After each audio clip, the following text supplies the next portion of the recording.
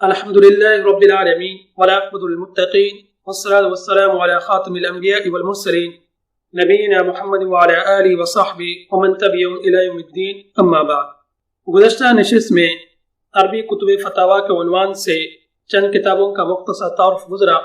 آج کی نشست میں اردو کتب فتاویٰ کے عنوان سے چند کتابوں کا مختصر تعارف پڑھیں گے۔ ان میں پہلے نمبر پہ ہے فتاویٰ رشیدیہ۔ حضرت مولانا راشد احمد گنگوئی رحمہ اللہ کی شخصیت کسی تعارف کی محتاج نہیں۔ دیوبند مکتب فکر میں عقائد کی تعبیر و تشریح اور فقہی احکام و جزیات کی تطبیق میں حضرت گنگوئی رحمہ اللہ کو امام کا درجہ حاصل ہے۔ تمام علوم و فنون میں آپ کو ملکہ تامہ حاصل تھا، لیکن فقہی شان سب سے نمایاں تھی۔ حضرت نانوتوی رحمہ اللہ آن جناب کو ابو حنیفہ اثر فرماتے تھے اور حضرت مولانا انور شاہ کشمیری رحمہ اللہ آپ کو فقیہ النفس قرار دیتے تھے۔ فتاویٰ رشیدیہ حضرت کے فتاویٰ کا مجموعہ ہے جو آپ نے دارالعلوم دیوبند کے ابتدائی دور میں لکھے۔ اس میں چند فتاویٰ وہ بھی ہیں جو آپ کے تلامذہ نے لکھے ہیں۔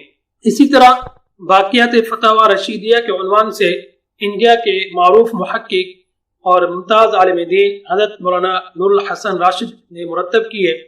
مولانا نور الحسن راشد نے بڑی محنت اور جستجو کے ساتھ حضرت گنگوئی رحمہ اللہ کے 1000 سے زائد غیر مطبوعہ فتاویٰ کو جمع کیا ہے اور انہیں فقہی و علمی انداز میں ضروری حواشی کے ساتھ مرتب کر کے اہل علم کے سامنے پیش کر دیا ہے۔ اس کے ساتھ انہوں نے 150 سے زائد صفحات پر مشتمل مقدمے میں حضرت گنگوئی رحمہ اللہ کی شخصیت و خدمات اور ان فتاویٰ کی اہمیت پر روشنی ڈالی ہے جو خود ایک مستقل تصنیف کا درجہ رکھتی ہے، جبکہ دارالعلوم دیوبند کے شیخ الحدیث حضرت مولانا سعید احمد پالن پوری رحمہ اللہ کے مزید حواشی و افادات نے اس کی افادیت میں اضافہ کر دیا ہے۔ دوسرے نمبر پہ ہے عزیز الفتاویٰ یا امداد المفتی۔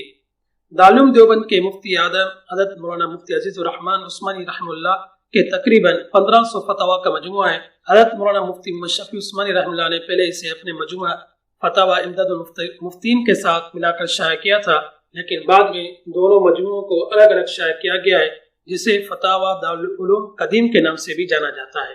تیسرے نمبر پہ ہے فتاویٰ دارالعلوم۔ حضرت مولانا مفتی عزیز الرحمن صاحب رحمہ اللہ کے فتاویٰ کا مجموعہ ہے جو اس وقت 18 جلدوں میں دستیاب ہے۔ اس کی ترتیب کا آغاز مفتی اعظم پاکستان مفتی محمد شفیع عثمانی رحمہ اللہ نے شروع فرمایا تھا۔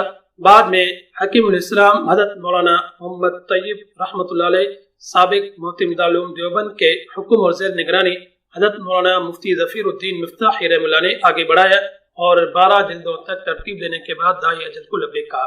ان کے بعد کی بقیہ جلدیں مولانا مفتی محمد امین صاحب پالن پوری کی سرپرستی میں پایہ تکمیل کو پہنچی۔ آج کی نشست کو یہیں پہ ختم کرتے ہیں۔ وآخر دعوانا ان الحمد للہ رب العالمین۔